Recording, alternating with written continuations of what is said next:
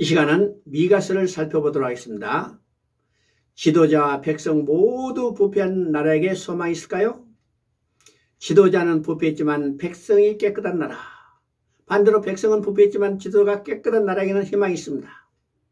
그러나 지도자와 백성 모두가 부패한 나라는 더 이상 소망이 없습니다. 이런 나라에는 멸망만이 기다리고 있을 뿐입니다. 북이스라엘과 남유다의 멸망은 지도자와 백성 모두가 부패한 결과였습니다.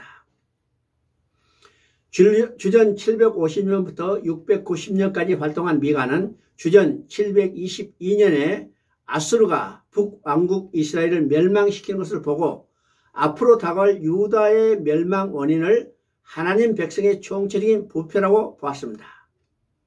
그러나 미가의 메시지가 이런 부정적인 내용만을 담고 있는 것이 아닙니다. 미가는 종말 있을 하나님의 백성의 영광스러운 회복에 대해서 강조하므로 하나님의 백성을 격려하고 있습니다. 미가 선지자가 활동한 당시 북이스라엘은 멸망하고 남유다는 사네립의 진공으로 멸망 직전에 이기까지 취하기도 하던 때였습니다. 이때 유다 출신 미가는 북이스라엘과 남유다를 향하여 하나님의 심판을 경고하면서 회개를 촉구하는 메시지를 선포했습니다. 미가는 열국이 이스라엘을 통해서 복을 받을 것이라는 이 약속을 진지하게 받아들였고, 그리고 이것이 메시아적 왕이 담당할 궁극적인 사명으로 보고 있었습니다. 이것은 메시아적 관점에서 미래의 소망을 두고 있는 것이며, 그래서 구체적으로 오실 메시아적 왕의 강조점을 두고 있습니다.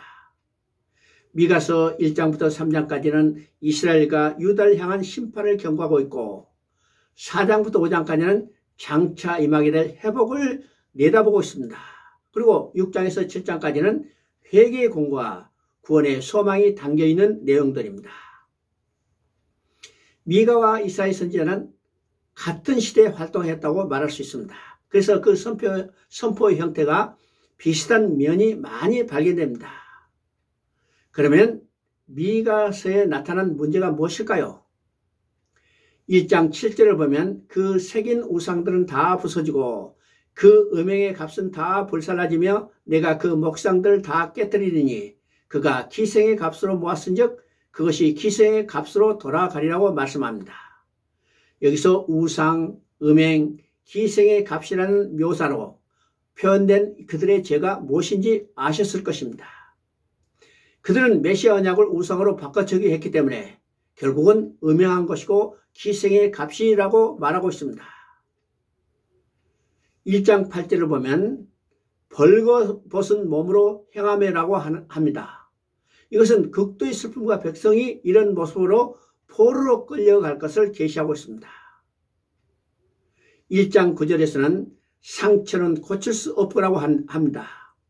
이것은 그들의 죄를 책망하고 심판을 경고해도 소용이 없다는 말입니다. 문제는 허물과 죄입니다. 미가 선지자가 공격하는 세 가지 지도 계급을 우리가 주목해 볼 필요가 있습니다. 그 세 가지 지도 계급은 첫째는 정치 지도자들입니다. 이들의 죄는 그들은 공의를 베풀지 않은 것입니다. 두 번째 지도자들은 선지자들입니다. 거짓 선지자들은 돈을 주는 자에게는 거짓 평강과 축복을 말하고 주는 것이 없는 자에게는 공갈 협박을 했습니다. 그들의 특징은 백성을 유혹하는 자들인 것입니다. 세 번째 지도자들은 제사장들입니다. 그들의 죄가 무엇일까요? 그들의 죄는 제사의식은 생명력을 상실한 종교적인 형식에 불과한 것이었습니다. 하나님께서 구약시대에 세우신 왕과 제사장과 선지자는 기름 부음 받은 자들입니다. 이런 장차 오실 기름 부음 받은 자, 곧 메시아의 모형적 인물들이었습니다. 하나님께서 그들을 세우신 목적은 메시아 왕국의 예표가 되는 공의를 시행하는 것이었습니다. 그러나 미가 당시의 지도자들은 공의를 미워하고 정직한 것을 굳게 하였습니다. 그러나 미가 선지자는 왕과 제사장과 선지자적 사명을 한 몸에 지니신 참된 통치자가 다가오고 있는 것을 바라보았습니다. 이게 5장 2절에 나오는 거죠. 5장 2절을 보면 베들레헴 에브라다야 너는 유다 족속 중에서 작을지라도 이스라엘을 다스릴 자가 내게로 나올 것이라고 말합니다. 그렇지만 그분의 근본은 베들레헴 출신이 아니라 그의 근본은 상고의 태초이라고 말씀하십니다. 그분은 창세기 3장 15절에서 한 점으로 계시된 분으로 점점 모습을 드러내며 다가오고 있었던 것입니다. 그분은 예루살렘이 아닌 작은 고을 베들레헴에서 태어나신 것입니다. 이 예언은 예수 그리스도에게서 그대로 성취된 것을 우리가 볼 수가 있었습니다.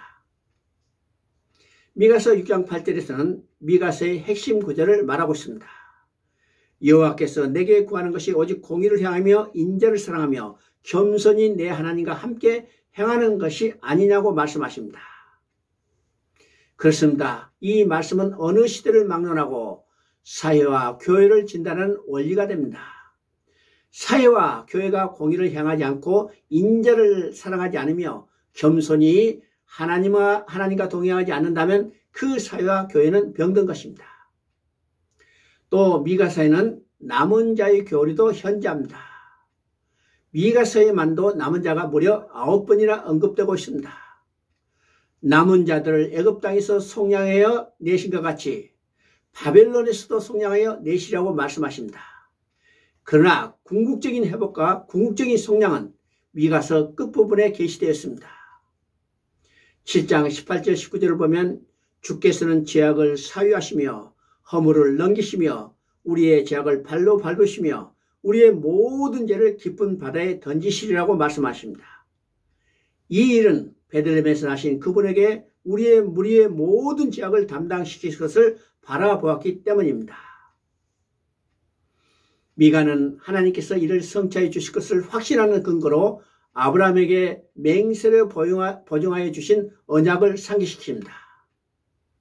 7장 20절에 주께서 옛적에 우리 열조에게 맹세하신 대로 야곱에게 성실을 베푸시며 아브라함에게 인애를 더하시라고 말씀합니다. 이 신앙 고백의 메아리가 누가복음 1장 51절에 메시아를 잉태한 마리아가 우리 조상에게 말씀하신 것 같이 아브라함과 그의 조상에게 영원하시리라고 하답하는 것으로 성취됐습니다. 여러분, 하나님은 자신의 언약을 신실하게 지켜주셨습니다. 하나님께서 언약하신 바를 어떻게 성실하게 지켜주셨는가를 인간에게 보여주는 것이 성경의 계시요, 이를 연구함으로 하나님 경외하기를 배우기를 원하는 것이 성경을 구속의 관점에서 보는 목적인 것을 깨달으시길 바랍니다.